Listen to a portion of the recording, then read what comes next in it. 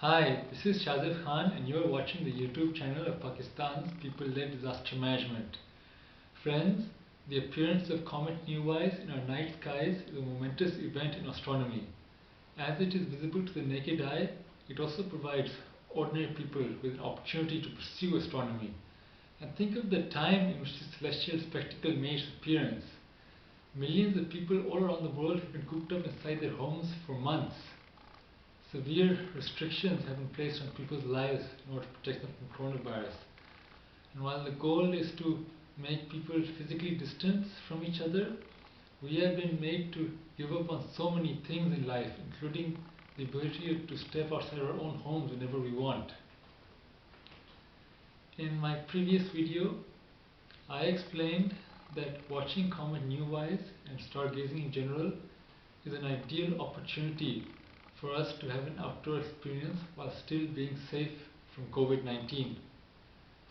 In addition, it can inspire us to have an interest in astronomy. This is good because outer space is a very important frontier. When we study outer space and what goes on in it, we have a better idea of how things in the universe work. There's also a lot of benefits in sending machines and people into outer space. Enormous technological advancements are made. Also, when we send satellites into orbit around the Earth, we can intricately observe the Earth and everything that's happening on it, because we have a bird's eye view of everything. An enormous amount of information is produced by satellites all the time. Consider the field of disaster management. When we look down on Earth from up above, we can see most disasters while they're happening, and we can more accurately gauge the risk of disasters occurring. Satellites are very important in observing weather and helping us to predict the weather. We can also observe the things that are happening on the ground.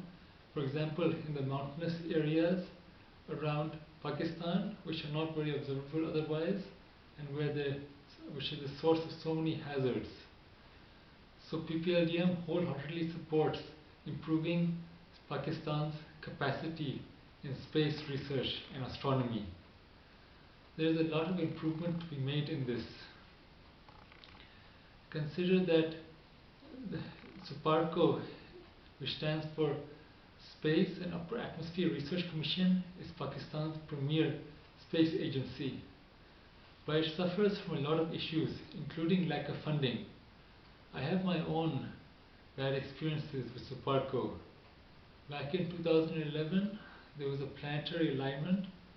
5 planets were visible in the night sky.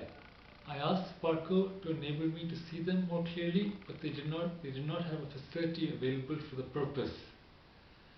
Instead, a senior officer at SUPARCO recommended that I buy binoculars instead. This turned out to be dumb advice. It cost me, a junior level student, a lot of money to buy appropriate binoculars, and they turned out to not be helpful in enabling me to see the planets. I had to return them, and to this day I have not gotten my money back. My mother raised a hue and cry to SUPARCO about their failure to guide a space enthusiast properly. Subsequently, in the summer of 2018, SUPARCO showcased a telescope they had recently acquired at a book festival in Islamabad, but they still have not set up an observatory for space observation which is easily accessible to the public. My mother is a member of Harvard Club of Pakistan. Their director once gave her the phone number of our Minister for Science and Technology, Fawad Chaudhry. Recently, I sent a text message to Fawad Chaudhry requesting help in observing comet Neowise. This is how the message went.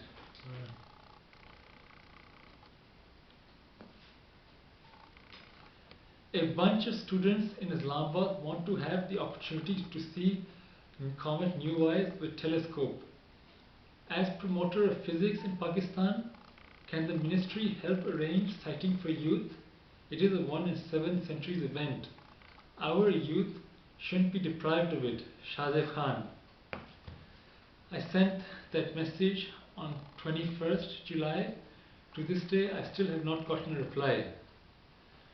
If there is a general lack of interest among the youth in Pakistan in space, the youth which is our largest segment of our population, it is because the authorities in Pakistan have not done enough to promote this interest.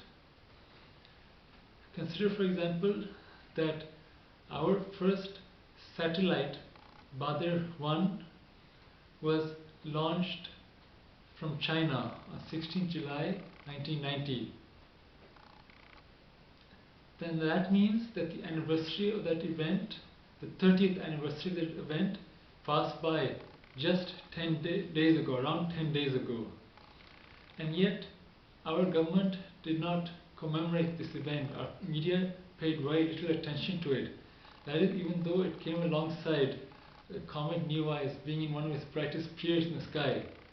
This alignment of an astronomically significant event with historically a significant date should have attracted our interest, but it didn't. Friends, it is very important that we change this attitude in Pakistan.